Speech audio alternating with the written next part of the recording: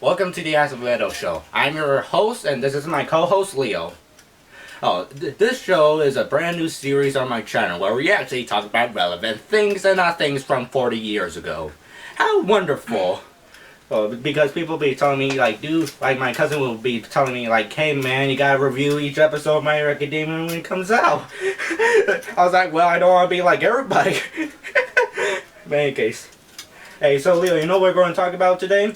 Yes, the DVD, Blu-ray releases. Yeah, actually, you're correct. We're going to post this video in May, and we're going to talk about the Blu-ray releases of this summer, specifically June and July. We're only going to talk about 4 releases because we can't expand this video for 2 hours. And unfortunately, we won't be mentioning the Gamera Blu-ray box set by Arrow Video, but we will be mentioning other things. And I got my clipboard in order to help me. I personally killed this tree. You know, I killed the paper, I got the wood and all that. In any case, and he has some prior knowledge that we're going to talk about in any case. So the first release we're going to talk about will come out in June 9th by Mill Creek. Will be the H-Man Bow / Outer Space double feature Blu-ray set. You have to read my notes. I'm supposed to read that. Yeah. Which says in the advertising of Amazon on Amazon.com that it will be the Blu-ray debut of the both films, which is sorta true. Oh, it's like the same term of marketing, like, you know, when they say, hey, say the uncut version, you know, how they keep releasing the uncut version and all that, like, we're going to release the uncut version, look, it's fully uncut, we're going to release it in 4K. It's like, reminds me, because there was actually a previous Blu-ray release of Battle in Outer Space. The H-Man had not got a previous Blu-ray release, but a DVD release. But Battle in Outer Space already had a Blu-ray release by Sony. But it's been said, hold on, let me check on my notes. But the subtitles correspond to the script of the English dub. The Japanese audio track has been edited to fit the American version, also having subpar video quality. I read some comments that it could be a DVD upscaling and all that. So yeah. But then again, and Leo, it's like that term, like the uncut version, like we're going to release the uncut version. You know what it reminds me of? The same marketing term with the Devil from 1981, where both the DVD and Blu-ray version says they had the uncut version, but when you actually watch the original USA VHS release, it is the uncut version. So yeah, it's just a marketing term, like to make more money. Yeah, like trick people like, ooh, the uncut version, or ooh, the first Blu-ray debuts. I don't want that for 576p DVD. Give me that 1080p Blu-ray. Yeah, that's so dumb. It's like, oh yeah, we're gonna release it like this, but you know what? We have another version, but just uncut. Yeah, but it's just the same version. Yeah. And part of the same, because from the limited, we're going to go off topic about the Devil, but from the limited information that I received from when I actually looked through the Devil, I had not heard anything like they cut the footage out for theaters and all that. No, it's always been the uncut version. Like, the uncut version that always has been the theatrical version, I assume. But in case. But the H-Man will contain both American and Japanese edits of the film. You know, and the Blu-ray, and it will be a 2-disc set. But they had not specified like if Battle in Outer Space will be the Japanese version or the American version. Most likely it could be the Japanese version, I assume. You know what I'm saying? Mm-hmm. In case, well, that's just like a small section there. Now we're going to talk about the World of the Worlds, which I have a physical representation here. Let me just... Okay, you hold that.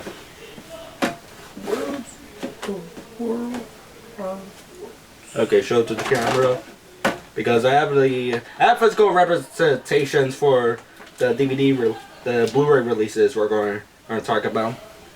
Okay, so this is the book, the original book written by Ishii. Well, it's not the original first printing, but it's just like a book of the... A copy? Yeah.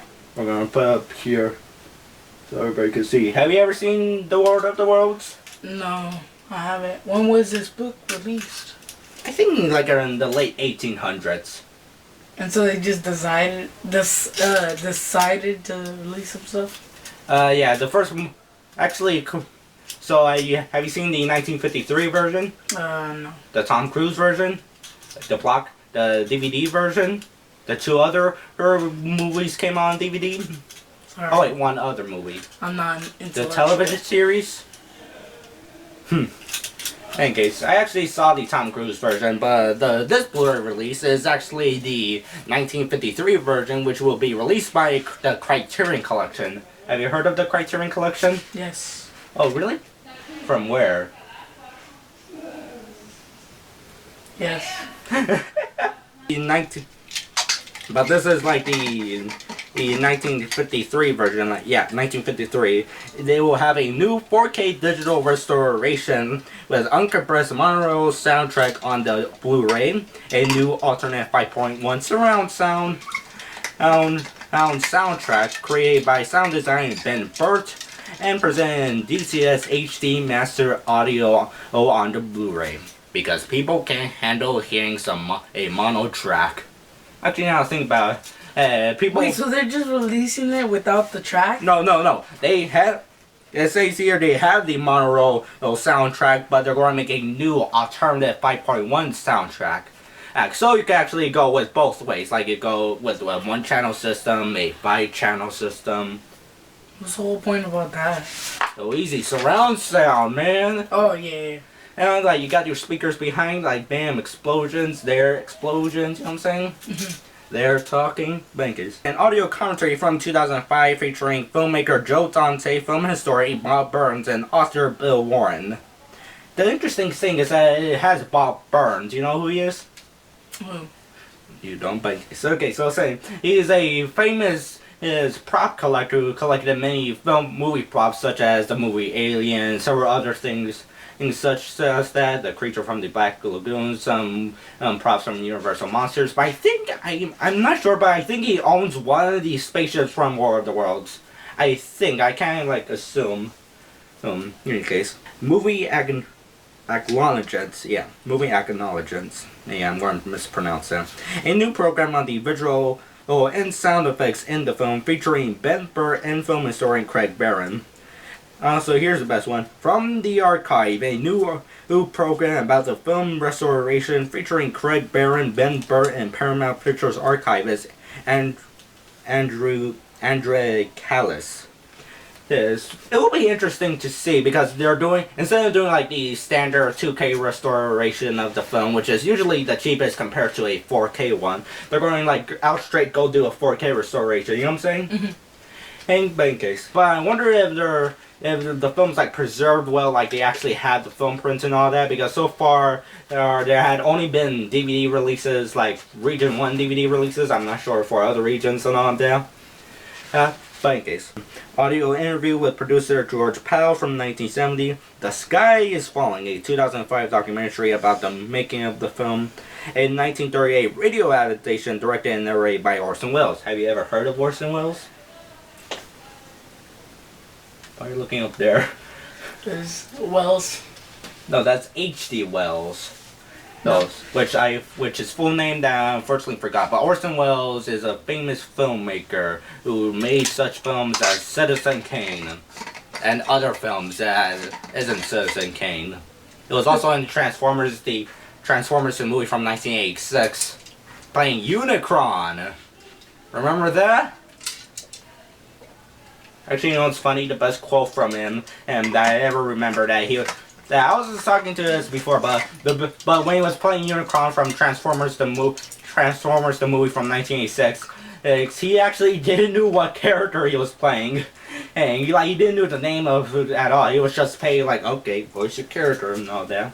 But shouldn't the producers inform him first? Then again, and we're talking about Orson Welles here.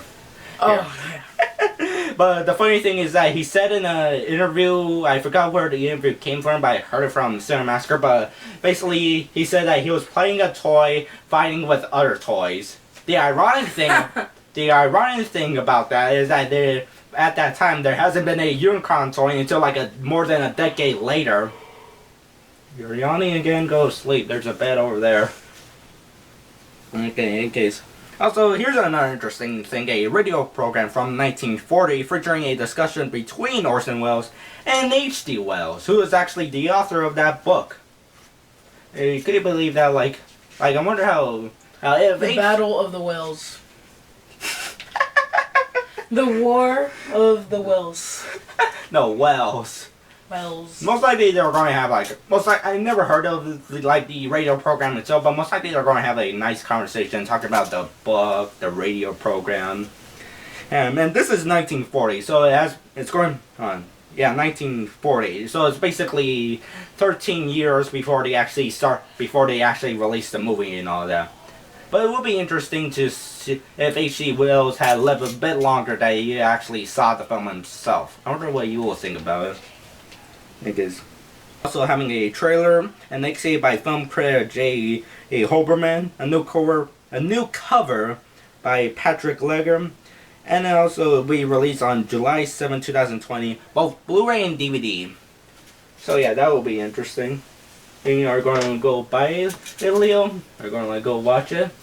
Me personally, probably not.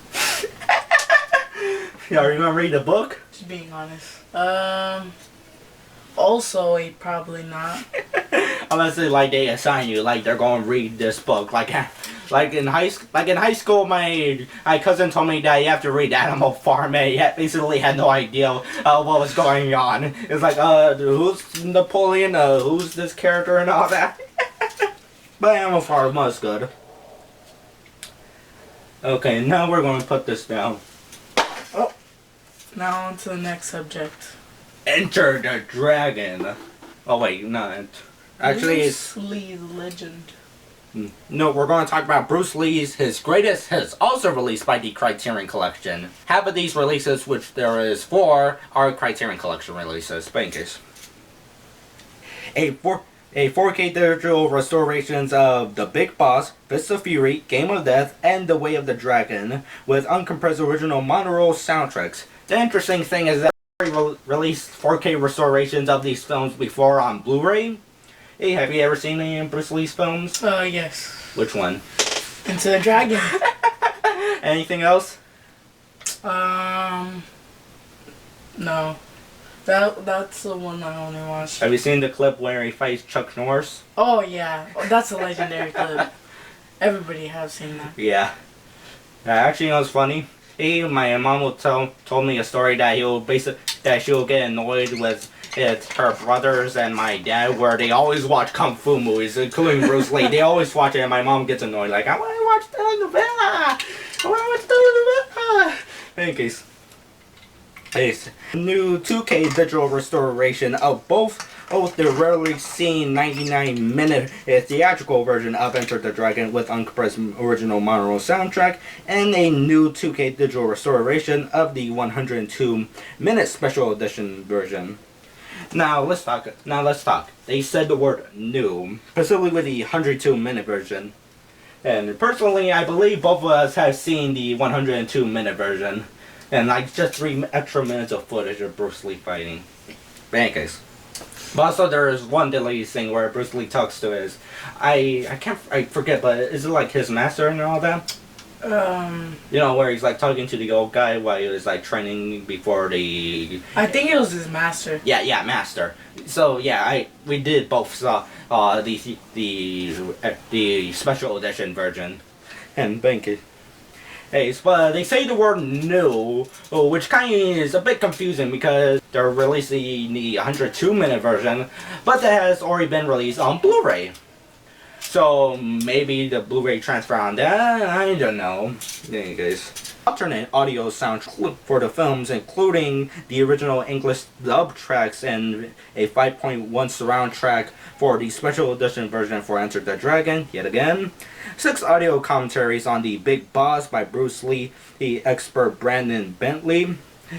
On The Big Boss, Fist of Fury, Game of Death, and The Way of the Dragon by Hong Kong film expert Mike Leader. And on the special edition version, Enter the Dragon by producer Paul Heller. I want to have that last name. It's like Petey Wheatstraw, But Peter Wheatstraw didn't have any names related to Satan, and all the signs calling down. Related to Satan. Oh, the sign's like going down. Don't worry, it won't fall on us. Probably would. I think it's the same audio commentary from here. Enter the Dragon. Which? That's the special edition DVD. Oh. It's been actually, it's funny. The special edition also came out on VHS, which I really want to own. But I want like buy new and seal so I could just open it to make sure it's complete. But then again, probably a few people will hate me like, oh, you're opening a new and sealed VHS box set. But then again, they're selling like $20. Let me see. Yeah, I think it's the same audio commentary from here. Here, Dolby Interactive. Why is all this interactive? Yeah. Oh yeah, it's a different one because it says here audio commentary by producer Paul Heller, screenwriter Michael Allen, and so it's probably just a solo commentary. Anyways, and let's go to the next page. Oh, this is an interesting one. A high definition presentation of Game of Death 2, the 1981 sequel to Game of Death. Yes. Have you ever heard of the Bruce Lee's quote-unquote Bruce Lee film Game of Death?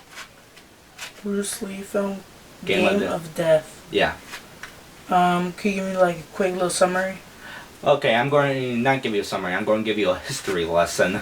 Okay, so unfortunately, Bruce Lee he passed away a day before the premiere of Enter the Dragon. But before he actually started filming Enter the Dragon, he was filming another film called Game of Death, which he had planned, and he was planning since 1973 after the premiere of Enter the Dragon to like go start filming again for Game of Death. Unfortunately, he passed away before he could. So the producers were like, hey, we have this footage, so let's make a Bruce Lee film. And also, since Bruce Lee's death, there has been a subgenre called Bruce exploitation. For example, we got Bruce Lee fights back from the grave. We got actors named Bruce Lee, Bruce Lai, Bruce Le, Bruce La. You know.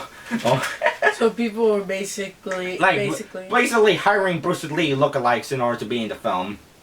But with Game of Death, it is pretty interesting because they don't use all the footage from the film. Actually, the actors actually worked with Bruce Lee. He didn't like the idea that they're just taking the footage and making a movie with it. Yeah. For example, Chuck Norris didn't want to be in it. They offered it, but Chuck Norris didn't know. Oh, but they reused the footage he had with him fighting with Bruce Lee. And also, in the credits, it says starring Chuck Norris, even though it's just stock footage. Why would they keep on going with the movie even though he literally just passed away? They're like, you know what, this guy passed away, you know what, let's still use him for fame. Well, the audience want more Bruce Lee movies. They want more Bruce Lee movies. But they don't got Bruce Lee, but they got 30 minutes of footage. Yeah, but they couldn't even like show some sympathy. Actually, you know, it's funny, there's this one scene of Game of Death which is infamous. Basically, they keep reusing stock footage from Bruce Lee's other films, like some close-up shots, you know, the wall doesn't match with the other wall in the other shot. But the funniest thing is that basically, so this guy, but this guy basically gets a wooden pole, puts it on Bruce Lee's shoulder, and so noticeable that it's basically just a composite shot of Bruce Lee's face on this random guy's, on the actor's face. It's like this composite. Yeah, you know how like you put like an image over your video and all that? Yeah. Think of that, but Bruce Lee's face over an actor. Very noticeable. Noticeable. Yeah, noticeable. But like there was this rumor of it being a cardboard cutout where but no, it ended up being just a composited shot that looks pretty bad. Wow. That must have looked horrible because for people to think it was a cardboard cutout, I was pretty bad. Okay. Hey, but wait, what review did the movie get? I forgot how people saw the film, bankers. But they also made a sequel to Game of Death. Yes, they made a sequel to Game of Death, which on the DVD is so say starring Bruce Lee, even though Bruce Lee has like 5 minutes of stock footage. But you know what's fun? This is like the most unsanitary thing they did.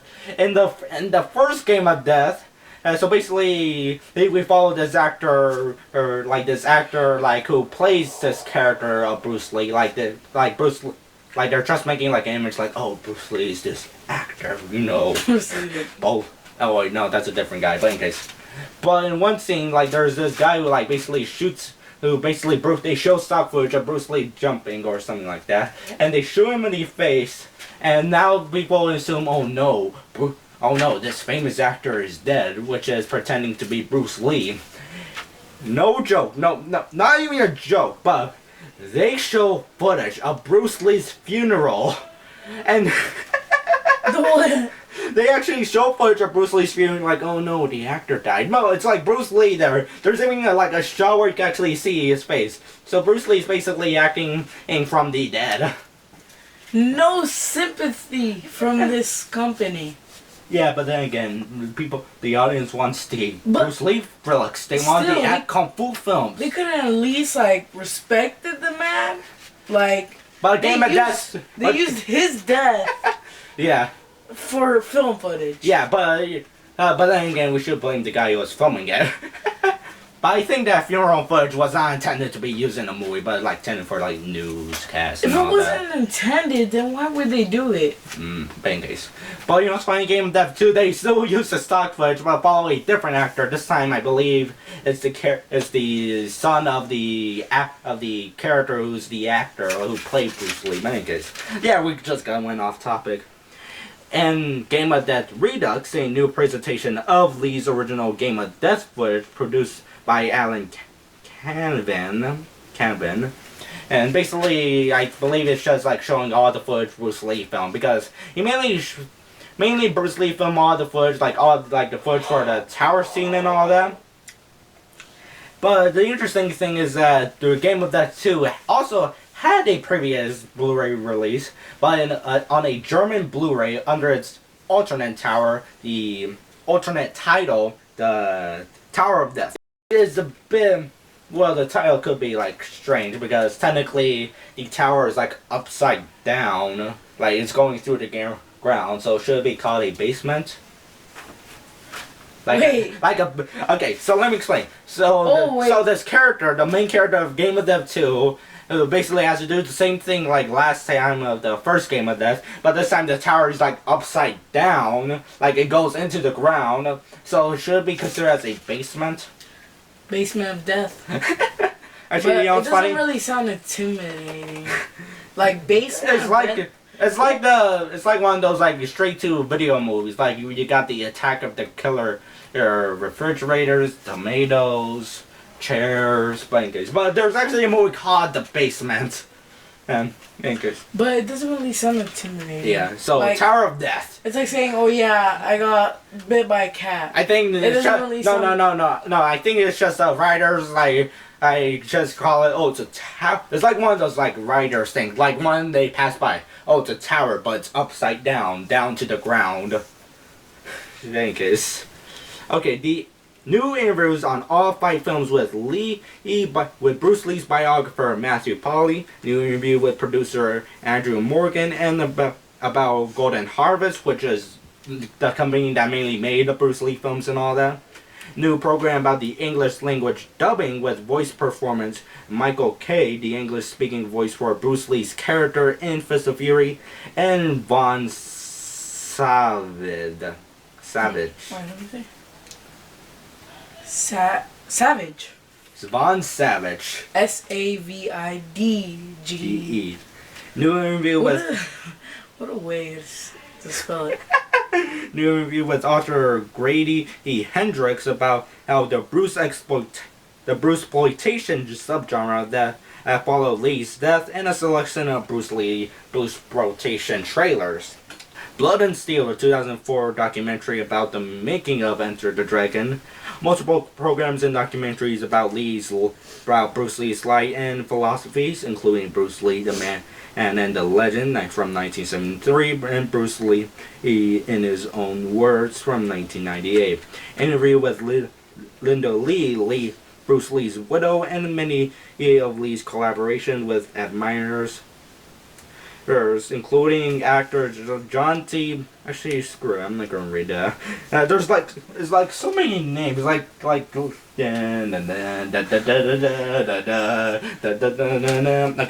promotional. For each name, just be like name.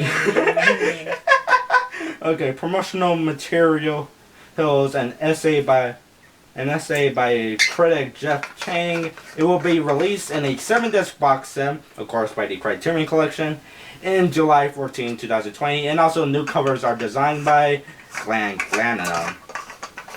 And now I believe you had not seen the new covers of this box set, had you? What, of the... Yeah, the Bruce Lee, his greatest hits. No, I haven't. Yeah, it's actually, I wonder if, yeah, Game of Death was a hit, or else it wouldn't be here.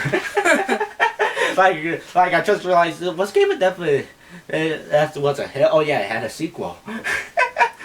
But it is interesting how like his greatest hits was basically his last 5 films. We don't even get the Green Hornet, but then again, the Criterion Collection rarely does release any television shows and all that. Hey, we wasted a lot of time on just talking about Game of Death. We gotta talk about Game of Death, man. Game of Death. Yeah, but okay. Now we are anticipating because the shirt gave a. Oh, no, that's gone. Now we're going to talk about the My Hero Academia Heroes Rising Plus Ultra Edition. Now this is like an original mini poster and flyer that I framed. Unfortunately, I did not make a video about I now framed my original My Hero Academia Heroes Rising poster. Because it already appeared in the background of video of the Teenage Mutant Ninja Turtles review. So I was like, thinking, should I? Or that would just be a continuity error. You gotta think of the continuity, man, when you're making videos. I need to make the video about this. I remove it from... I need to inform the fans. Yeah, you gotta remove it from the wall and all that. You gotta put it down there. Yeah, but the unfortunate thing, I could barely read that because it's all in Japanese. Nah, really? Yeah, it's the back of it. They only have the only English words is story. Yeah, the movie Hero Rising, that's it, and My Hero Academia. Yeah. In case, so we're going to talk about the Japanese Blu-ray release. Funimation had yet to announce a Blu-ray release as well, so we're just going to talk about the Japanese release because it is very interesting. So this is the Plus Ultra 64. Nah, just kidding. Plus Ultra edition. Ultra 64. Yeah, but then again, the Nintendo 64 should have been called the Ultra 64. So every 10-year-old will blow their minds. They need to go, oh my gosh, it's the Ultra 64. It's more powerful than a 64-bit console, even though it's 64 bits. In case, back to topic. A new cut of the film called the Complete Version, featuring new animation and retakes from the film that originally screened in theaters, also featuring some extra unseen footage. This is pretty interesting if you think about it. We're getting a new version of the film, but the only thing is that it's bothering me is that from this entire description from the official website and Crunchyroll and all that, but from what I read, there's no mention of if they're going to have the theatrical version as an option. You know what I'm saying? And which is a bit concerning because if you think about it, it's similar to the Warriors. They released the theatrical version and been VHS, DVD, then you go, boom, director's cut. Now you gotta track down the original theatrical cut from a German Blu-ray. But it's a bit concerning. I wish they could have it as the main presentation, but as a secondary, as a bonus feature, they should have the original cut. Or it would be one of those things when you pop in the disc itself, they're going to give you 2 options. You press play oh, you want to play this new version or you want to play the original version and all that. In any case, are you going to keep staring on that? Yeah. But big concern if they don't keep on releasing the original cut, now this new version is just going to be the standard for all future releases, and people have to track down the older version, or they have to go to their local Mexican flea market and find a DVD. Actually, I'm now thinking about it, most likely those people who pirated movies are not going to go, an anime, that's a niche market. Let's get Hobbs and Shaw and Frozen 2. It's kind of a little racist, no? Nah, I didn't mention the race of the seller. You said Mexican. Flea market. Otherwise, But you're saying that it's. but I'm not saying the seller is the Mexican. You know, the seller could be Korean, Japanese. So for me, guys, we are Mexican. Okay, guess. But yeah, that's kind of like a bit bothering me. Like if they're just going to have the complete version as the standard version, and we can watch the original version. In case, the edition is in case with a jacket drawn by Yoshiko Yumagashi, the character designer of the series. A 44-page booklet. A My Hero Academia Volume Rising, a manga one-shot that was given out to some manga in Japan. A postcard. Also, here's an interesting one. A new episode picture drama created exclusively for the Blu-ray. Other words, a OVA. Okay, now before we already got several OVAs. I think we had 3. Yeah. Like 3 My Hero Academia OVAs. But the thing is that they hadn't yet gotten any official release from like Blu-rays. Yeah, like no official release in America. Like you can buy them like Blu-ray, DVD, over in Japan and all that. But if you want them here in America, you gotta pay like $70 and import them from eBay and all that. Plus the shipping. Plus there's no subtitles, so you gotta make your own fan subs. You gotta like add a few curse words here and there. It'll be like one of those Dragon Ball Z fan subs on VHS. Have you ever heard of those? The fan subs on Dragon Ball Z? And so, oh yeah, with a yeah. Yeah, they will keep your head straight up, and then most likely you're disappearing out of frame. Am I out of frame? No, I don't know. Actually, we should have turned the screen. Oh, you should have done that from the start. Yeah, but then we did some camera tests here and there.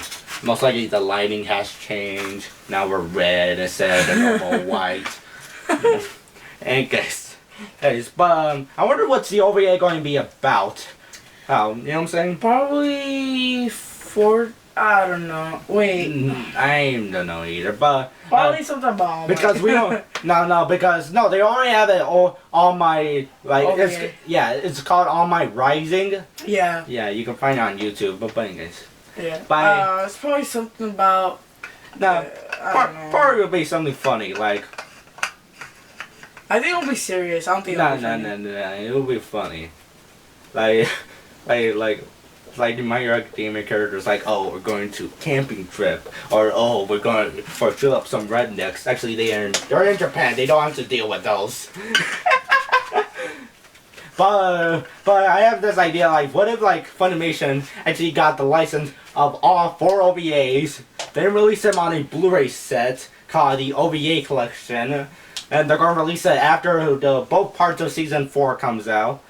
Then they're going to like put the OVA collection as a Funimation exclusive. There you gotta go on the website. Unless you go on the website 24/7, you never knew they existed. We're going to have limited quantities, you know. They're basically saying, "Oh, hey guys, pay." No. They're going to have something for 4-minute OVAs. No. They're actually, I think they're more than 10 minutes or 20 minutes. Really? I've only seen like 4-minute OVAs. Maybe, but in case, maybe, in case. It's about like they're going to release it like exclusively on Funimation website. You know how many and they're going to have a limited quantity of over 9,000, or they just have a limited quantity of 1,006. Did you get the joke? No. From, yeah. From Team 4-Star. It's like Vegeta goes, it's 1,006. What, really? Yeah. Most likely they're going to do it like in that number. In case. Actually now I think about it, you know. That dub was trash. In the ocean dub in case. But you know it's funny. Today I was watching the video, I think it's a trailer, a trailer or video of Funimation doing the level sets, which is now depressing to see because they discontinue and now they're gonna have, we're gonna have a 16:9 cropped aspect ratio. Or see more of the bush in the background. Yeah, you see that bush? It was cut off. Now I'm going to see the other end of it. We're going to have colors, you know. We're going to have a like 3rd generation, 2nd generation cop and masters and all that. Yeah, they're going to have a limited edition and all that. We just went off topic. We're going to have like limited edition, the OVA collection. Like it's going to be called the OVA collection and all that. It'll be like 4 windows with the 4 OVAs and all that. They're going to go, yeah, the OVA collection, limited quantities, only a Funimation exclusive, a Funimation website exclusive. You got only for $1,000 discounted. No. They're going to have it like $20. No, they're going to have it like $29.99 or $27.99 because if you actually go to a Walmart, they sell the Blu-rays up to $40, even though you could get them easily on Amazon for like $30. Anyways, hey, so they're going to have like limited edition, like all that. But then, and the eBay scalper's going to buy them up and all that. Now you gotta pay like $80 if you hadn't seen that Funimation exclusive. Actually, what if they do it like the Dragon Ball Z 30th anniversary Blu-ray? Oh, we need 3,000 reserves first in order for you to get this Blu-ray. Like, if we don't have 3,000, you never get this Blu-ray. Actually, they're most likely going to do it as they're going to first like have it on their website, like Funimation.com, the streaming service. They're going to have it on streaming. Then you could buy Blu-ray. You could buy this.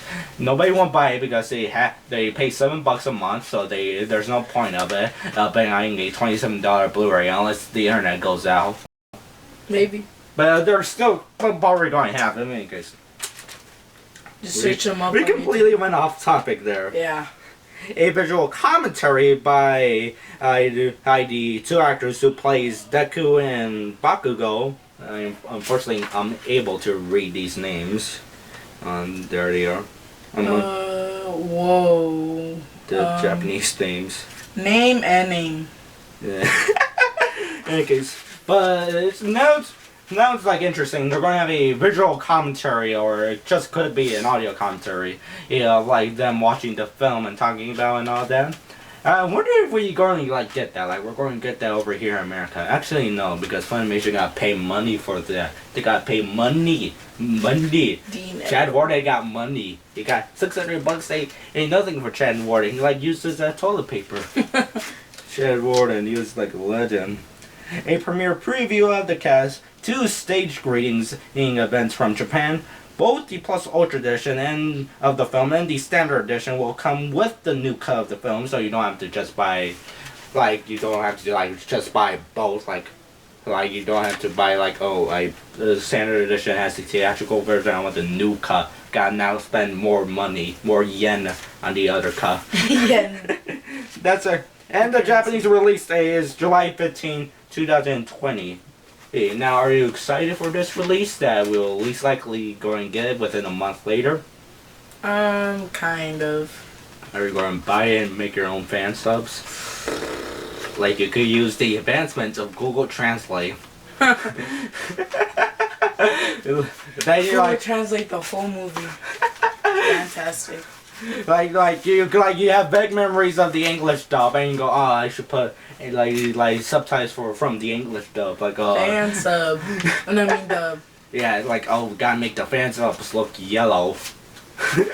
The character speaking. I don't want to write more fan subs. I don't want to make more subtitles. There, a paragraph on the screen.